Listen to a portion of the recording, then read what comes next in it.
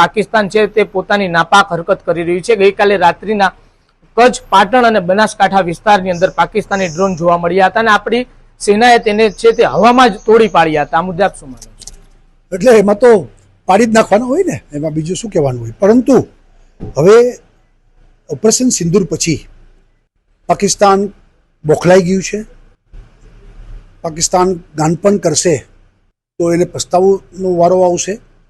પાકિસ્તાનની કોઈ હેસિયત નથી કે ભારત સામે લાંબુ લડી શકે, પરંતુ લડાઈ થશે એમ માનીને આપણે સૌએ, કારણ કે આપણું રાજ્ય સરહદી રાજ્ય છે એટલે આપણે સૌએ સજાગ રહેવું પડે, આપણે એની તૈયારી પણ કરવી પડે।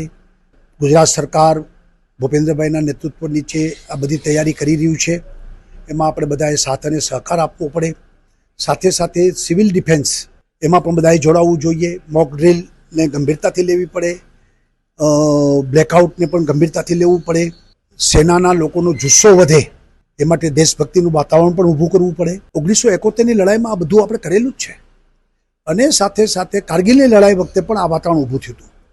તો આપણે સૌ એક છીએ, ભારત આખો એક છે અને આપણી સેનાની પાછળ છીએ, નરેન્દ્ર મોદી અને સરકારની પાછળ છીએ।